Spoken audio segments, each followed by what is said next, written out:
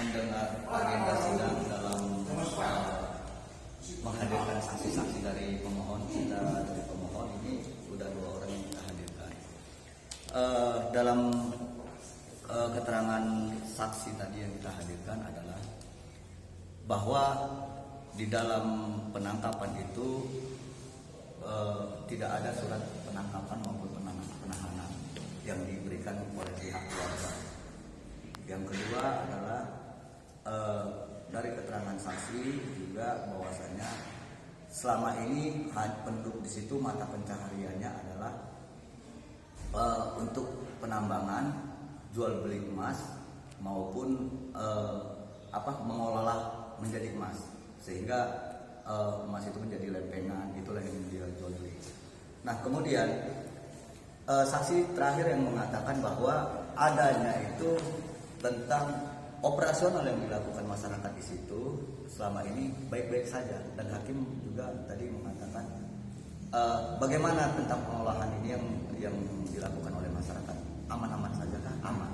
Nah dalam hal ini perkara ini kami ajukan masalah tentang pra peradilan adalah sah atau tidaknya penangkapan maupun penahanan, dikarenakan pada pasal pemohon yaitu tersangka klien kami itu Syafi'i dan Turmizi adalah di situ bahwa dikenakan pasal Undang-Undang Minerba, Undang-Undang pasal 161 tahun 2004. Di samping itu juga kami merasa keberatan klien kami ini ditahan dan ditangkap, maka kami ajukan pra peradilan. Kemudian ada keganjilan yang terjadi di dalam undang-undang ini, bahwasanya adalah pertama, kami tidak terima klien kami ini menjadi dikenakan pada pasal Undang-Undang Minerba. Karena kenapa? Klien kami bukan penambang. Klien kami adalah penjual beli emas, dan itu ada SK yang seperti diterbitkan oleh pihak desa yang ada ini di sini. Nah, menjadi pasal yang diterapkan oleh pihak kepolisian maupun penyidik itu tidak sesuai dengan prosedur hukum yang berlaku. Nah, kemudian yang kedua adalah dalam penetapan tersangka juga kami juga keberatan bahwasanya dalam undang-undang yang diterapkan itu seharusnya penambang asli, seperti pengambilan bongkahan dari gunung, ya kan? Itu yang ditangkap, itu yang menyatakan ilegal kalau diterapkan Undang-Undang Minerba. Tapi kalau ini dikatakan klien kami ini dikatakan bahwasanya telah melanggar Undang-Undang Minerba, kami keberatan dikarenakan klien kami bukan itu. Itu yang pertama. Yang kedua adalah dalam laporan polisi yang dirugikan yang dirugikan ini kan seharusnya kabupaten, pemerintahan setempat, terutama Kabupaten Madinah, ya kan? Nah, dalam laporan itu adalah pelaporan seorang oknum polisi. Yang menjadi pertanyaan kita adalah apa ketentuan hukum yang mengacu tentang adanya seorang oknum polisi melaporkan adanya dugaan tindak pidana tentang minerba ilegal. Nah, ini kan tidak ada. Seharusnya ketentuan apa? Itu yang perlu kita kaji lebih dalam. Nah, kemudian mereka juga mengatakan bahwa Undang-Undang Minerba ini kan seharusnya yang diterapkan itu adalah kabupaten. Yang dirugikan adalah kabupaten, bukan seorang oknum yang dituduhkan kepada klien kami, bukan. Bukan itu yang menjadi pokok perkara. Seharusnya yang menjadi pokok perkara adalah kabupaten yang telah dirugikan oleh masyarakat setempat, itulah yang dapat melaporkan kepada pihak yang berwajib bahwasanya ada penambangan ilegal yang terjadi di situ. Nah, bukan seorang oknum. Ini kapasitasnya apa? Itu udah penyalahgunaan kewenangan maupun kode etik Polri. Selanjutnya di situ juga bahwasanya ketika di lingkungan masyarakat ini telah beraktivitas dalam jual beli emas, pengolahan menjadi dari bongkahan menjadi emas begitu. Itu seperti saksi tadi katakan bahwa adanya oknum-oknum dari Polri telah meminta uang keamanan Nah, artinya ini pungli loh. Nah, di samping itu juga Itu siapa yang mengatakan itu Pak? Yang ada oknum polisi? saksi. Nah, saksi mengatakan itu pernah melihat Itu oknum polisi dari mana itu? dari Polres yang disebutkan saksi itu adalah si pelapor. Itu tadi kita dengar dari keterangan di pengadilan sebagai saksi. Siapa? Ada oknum. Namun dia tidak kenal. Nah, pihak keluarga juga mengatakan termasuk tersangka dalam pernyataannya juga mengatakan siapa oknum itu. Dia bilang dari oknum kepolisian. Dialah yang selalu meminta. Bahkan kita mengajukan bukti juga ada meminta uang per bulan sekian.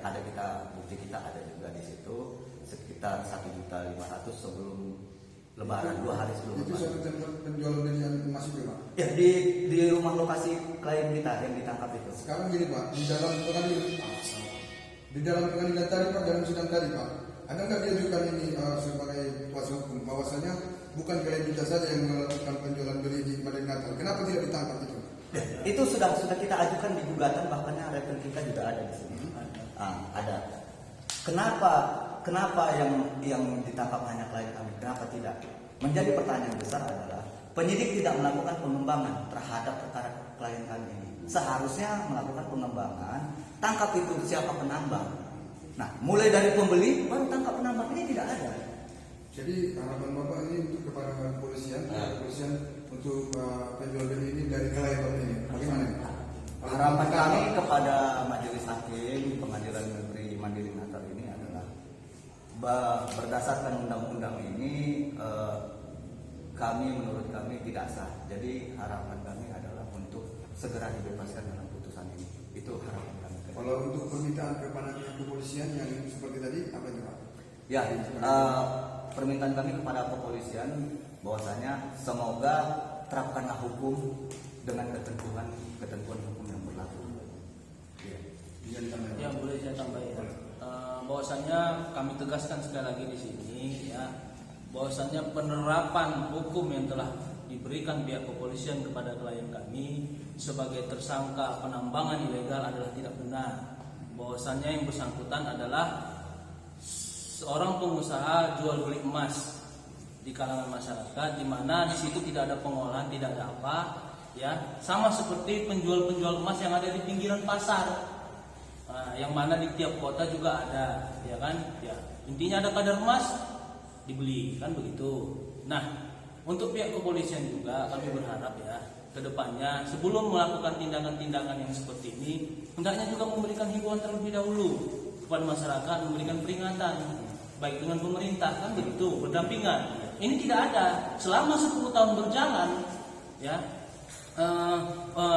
Usaha emas yang ada di kalangan masyarakat di Mandiri Natal ini tidak ada sedikit pun himbauan maupun peringatan pemerintah terhadap larangan ya kepada masyarakat untuk menjalankan usaha tersebut. Tiba-tiba ditangkap, kan begitu. Nah, ini sudah 10 tahun berjalan, ini baru kejadian seperti ini. Nah, jadi kita harapkan ya penegak hukum ya harus adil gitu. Ya, dalam menerapkan hukum ini jangan semena-mena gitu. Mungkin itu saja yang bisa kami sampaikan. Sama-sama. Dengan saya jadi Nika Ahmad di Panjaitan. Saya jadi dalam sah Daulay.